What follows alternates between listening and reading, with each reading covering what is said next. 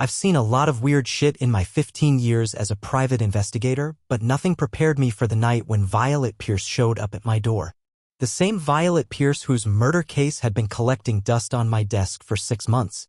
The same Violet Pierce whose blood-soaked clothing was still bagged up in some evidence locker downtown.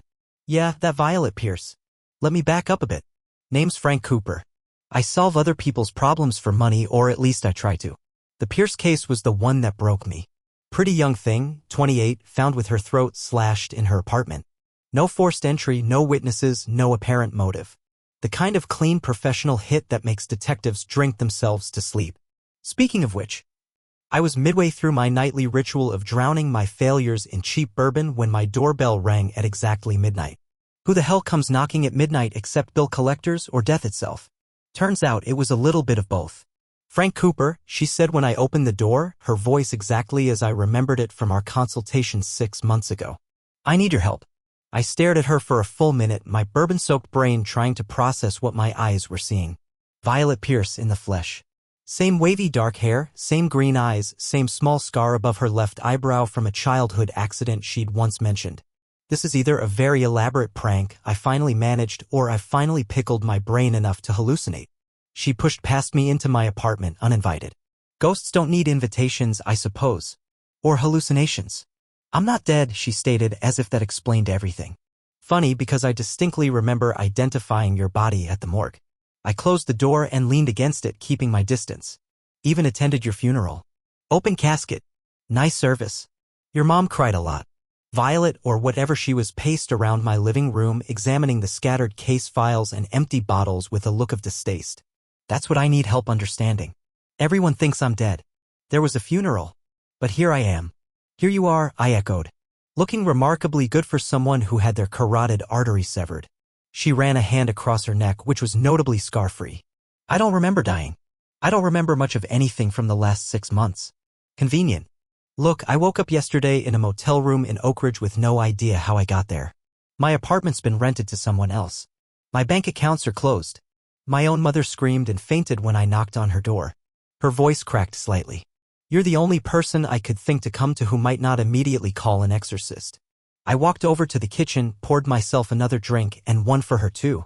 If she drank it, she wasn't a ghost, right? That's how it works in the movies. She took the glass and downed it in one go.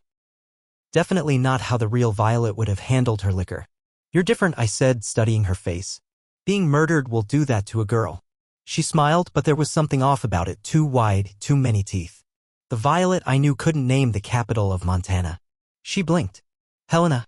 She was allergic to shellfish. Still am. Breaks me out in hives. Her favorite movie? A pause. Too long. The Godfather. I shook my head. The Princess Bride. You quoted it constantly. Her face fell for a split second before she recovered. Memory issues, like I said. Trauma does that. So does being an imposter. If I was an imposter, how would I know about that case you botched 3 years ago? The Reynolds affair? Where you accidentally sent the photos of Mr. Reynolds and his mistress to Mrs. Reynolds' mother instead. My blood ran cold. That was something only the real Violet would know.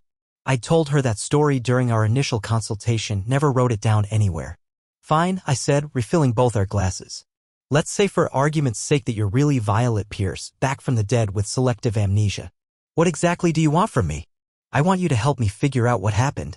Who killed me or who was killed in my place. And why everyone thinks I'm dead when I'm standing right here. I looked at this woman claiming to be my dead client. Even through my alcoholic haze, my instincts were screaming that something was very, very wrong here. But then again, when was the last time I'd had a case this interesting? My rates have gone up, I said. I'm dead, remember? All my money's gone. Then I guess you'll have to pay me in ghost currency. Or haunting rights. Do I get to pick which of my neighbors you terrorize first? She actually laughed at that. It sounded like Violet's laugh, but with something else underneath it. Something hollow. Deal, she said, extending her hand. I hesitated before shaking it. It was warm. Dead people aren't warm, right? Right? We spent the rest of the night going through the case file. I showed her the crime scene photos, which she examined with clinical detachment that was nothing like the squeamish Violet I'd known. She couldn't remember what happened the night of her murder, but she remembered everything about her life before that. Well, almost everything. There were gaps. Little things that seemed off. She remembered her childhood pet's name but not what kind of animal it was. She knew where she went to college but couldn't name any of her professors. She recalled her ex-boyfriend Trevor's face but not how they broke up. Around dawn, I finally asked the question that had been eating at me all night. If you're really Violet and you're really alive, then whose body did I identify 6 months ago? She looked at me with those familiar green eyes, but the light behind them was all wrong. That's what we're going to find out, isn't it, Frank? I nodded, already regretting what I was about to say. I'll help you. But the minute I think you're lying to me or that you're something other than what you claim to be, our arrangement ends. Fair enough, she said with that too wide smile. Shall we start with the morgue? And that's how I found myself agreeing to break into the city morgue with a woman who was either a ghost, a hallucination, an imposter, or my greatest professional failure come back to haunt me. God, I needed another drink.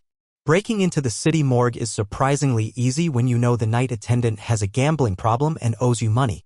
Eddie didn't even ask questions when I told him I needed 15 minutes alone in the records room. He just handed over his key card with shaky hands and muttered something about being even now. Not even close, I told him, but it's a start. Violet, or whoever she was, kept her head down as we passed through the security checkpoint. I'd made her wear a baseball cap and sunglasses, which made her look less like a dead woman and more like a celebrity trying to avoid paparazzi. Who exactly am I looking for in these records? She whispered as I rifled through the filing cabinet. Yourself, I replied. According to official records, Violet Pierce died on November 12th. Body was autopsied, identified by next of kin, and released to Parkview Funeral Home. She shivered. This is surreal. You're telling me? Ah, here we go. I pulled out the file and flipped it open. The autopsy photos were as gruesome as I remembered. Violet looked away, but not before I caught her expression, not disgust or horror, but something more like curiosity. That's definitely me, she said, finally looking at the photos. Same birthmark on my hip. Same appendectomy scar. I flipped to the next page. DNA results confirmed identity as Violet Pierce. Fingerprints matched DMV records. So either that's me on that table or someone genetically identical to you. I closed the file, my mind racing. You ever take one of those ancestry tests? Any chance you've got a long-lost twin? She laughed, but it sounded nervous. Don't be ridiculous. I would know if I had a twin. Would you? You can't even remember your college professors. That shut her up.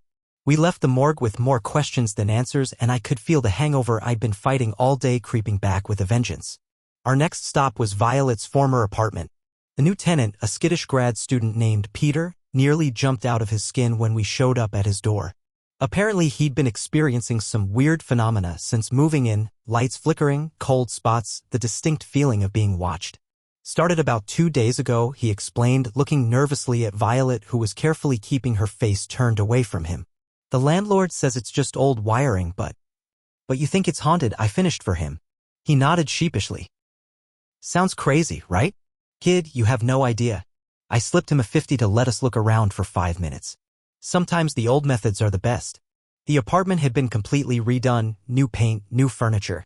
Nothing remained of Violet's life here except a faint scent of her perfume that might have been my imagination. Nothing looks familiar? I asked her as she wandered around the space. It should. I lived here for 3 years. But it's like. She touched the wall where her bookshelf used to be. It's like looking at a photo of a place I've been instead of actually being there. As she said this, the lights flickered violently. Peter, who'd been hovering nervously in the doorway, let out a small yelp.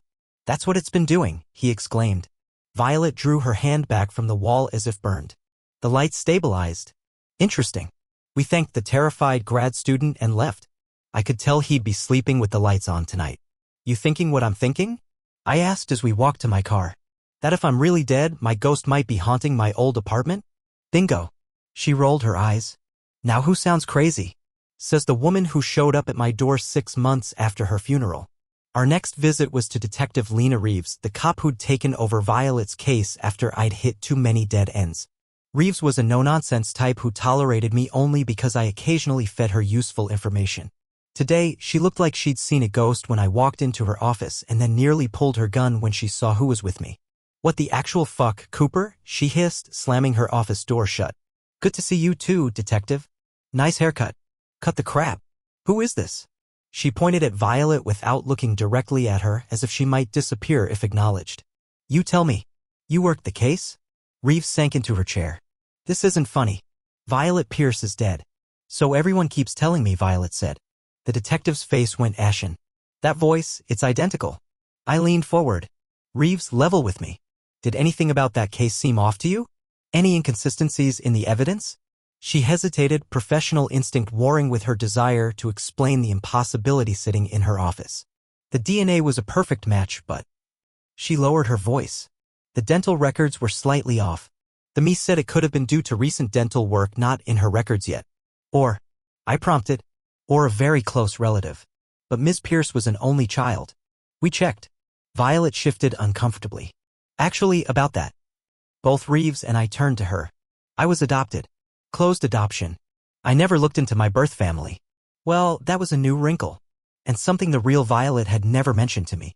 Reeves was already typing furiously on her computer. I'll check birth records. If you were part of a multiple birth situation. While she worked, my phone buzzed. A text from Diana Hughes, Violet's supposed best friend whom I'd contacted earlier. Stay away from her. Not what she seems. I glanced at Violet, who was now standing behind Reeves, looking over her shoulder at the computer screen.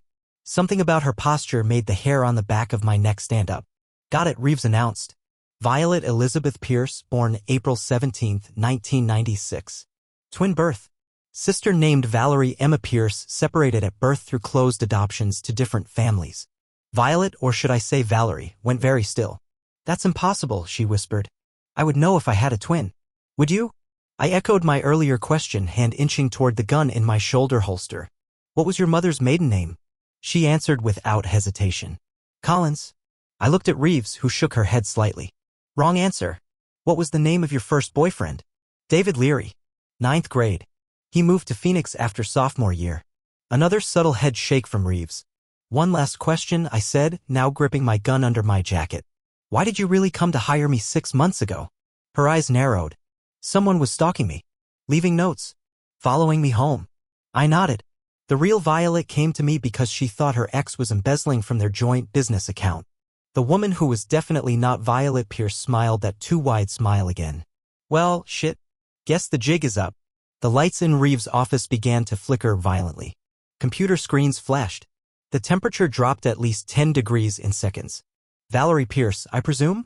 I said, pulling my gun fully out now. She clapped slowly. Give the man a prize. You're smarter than you look, Cooper. Smarter than my pathetic sister ever gave you credit for. Reeves had her weapon drawn, too. Valerie Pierce, you're under arrest for For what? Being alive? Last I checked, that's not a crime. She laughed, a sound like breaking glass. You can't prove I killed her. The perfect crime, really?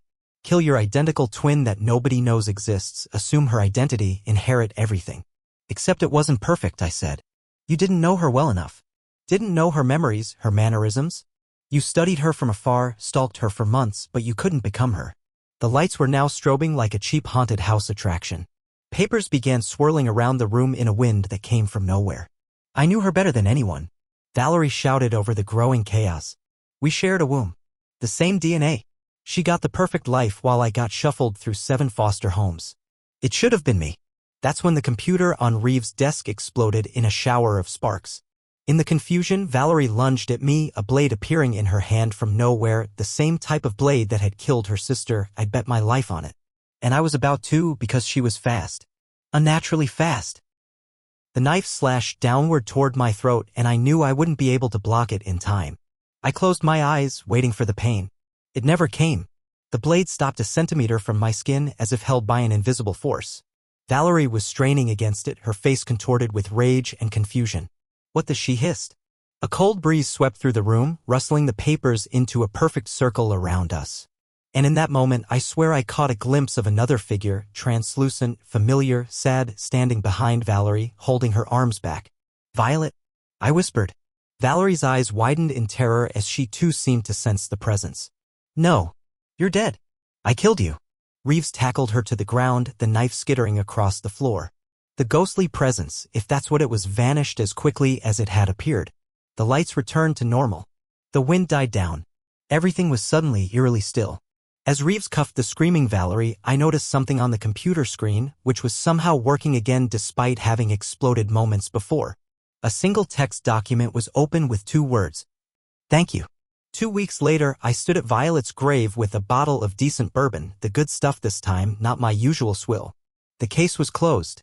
Valerie had confessed to everything after they found Violet's DNA under her fingernails and her prints on the murder weapon hidden in a storage unit. Turns out tracking down and killing your secret twin sister doesn't provide the closure you'd expect. You know, I said to the headstone, you could have just told me you had a psychotic twin. Would have saved us both a lot of trouble. The breeze ruffled my hair in what I chose to interpret as an apology. I poured a generous amount of bourbon onto the grave. Next time you need a PI, try the yellow pages first. Haunting a guy's apartment is a bit dramatic, don't you think?